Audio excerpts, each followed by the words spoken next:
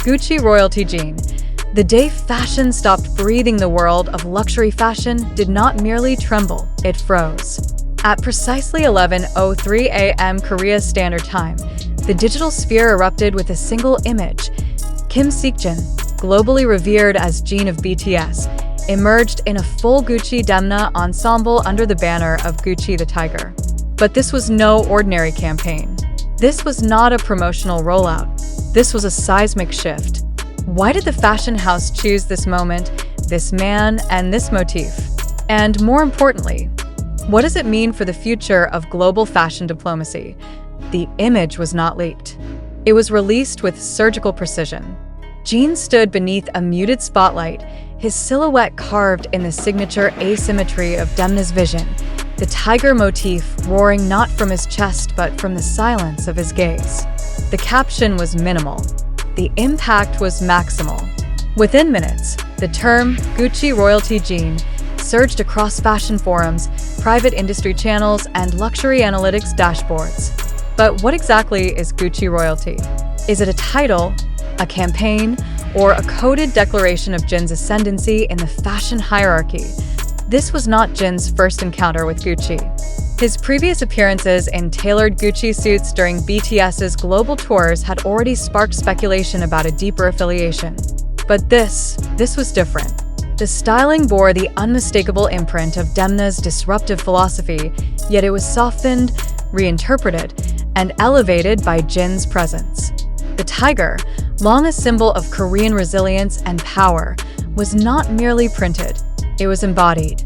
Was this a nod to Jin's heritage, or a signal of Gucci's strategic pivot toward East Asian iconography? Industry insiders are not speaking. They are watching. The silence from Gucci's executive channels is deafening, and that silence is being interpreted as intent. The absence of a formal announcement has only intensified speculation. Is Jin now the face of Gucci's next era? Or is this a one-off appearance designed to test the waters of global reaction? The ambiguity is not accidental. It is engineered.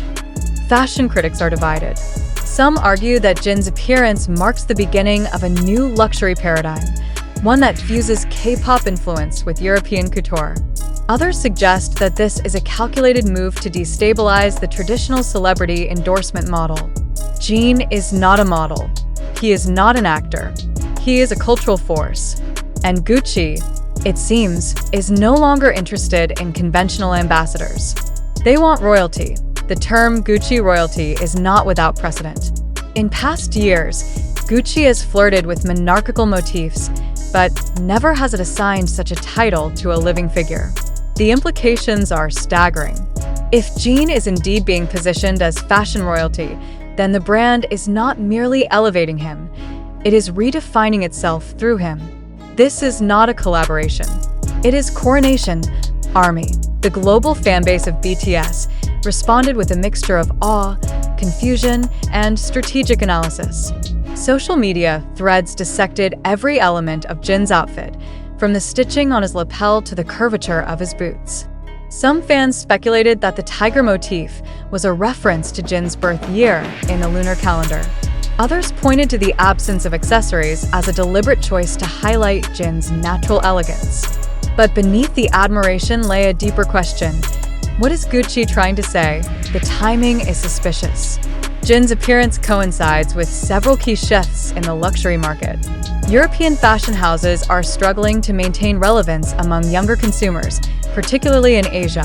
Gucci's recent campaigns have leaned heavily on nostalgia and maximalism, but none have achieved the cultural penetration of Jin's single image. Could this be the beginning of a new strategy, one that centers around cultural resonance rather than product placement? Demna's involvement adds another layer of complexity. Known for his avant-garde approach and political undertones, Demna rarely engages in celebrity collaborations. His decision to style Jin suggests a level of respect and recognition that transcends commercial interest. Was this a personal choice, a creative gamble, or a strategic maneuver to align Gucci with the most influential figure in contemporary pop culture? Fashion analysts are scrambling to decode the message. The tiger, Traditionally a symbol of power and protection in Korean folklore, is also associated with royalty and divine authority. By placing Jin in this motif, Gucci may be signaling a shift toward cultural authenticity. This is not appropriation. It is integration. And Jin, with his global reach and cultural depth, is the perfect conduit. The absence of a press release is not a mistake. It is a tactic. Gucci is allowing the image to speak for itself, trusting that Jin's presence will generate the narrative organically. And it has. Within hours, luxury blogs, fashion magazines, and cultural think tanks began publishing speculative essays, each attempting to unravel the meaning behind Gucci royalty Jin. The consensus?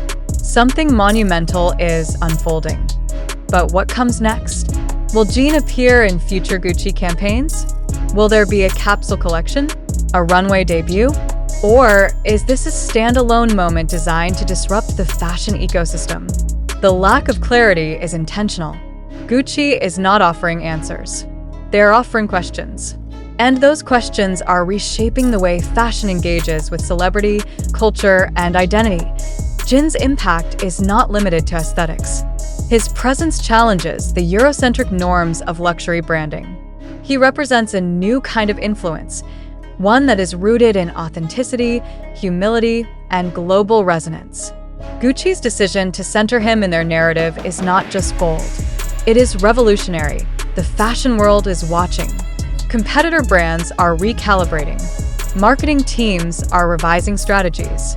And consumers are reevaluating their relationship with luxury. Jin's appearance has triggered a cascade of introspection across the industry. What does it mean to be iconic? What does it mean to be royal? And who gets to decide? The answers are not simple. But one thing is clear, Jin's emergence as Gucci royalty is not a moment. It is a movement. And that movement is redefining the boundaries of fashion, fame, and cultural power.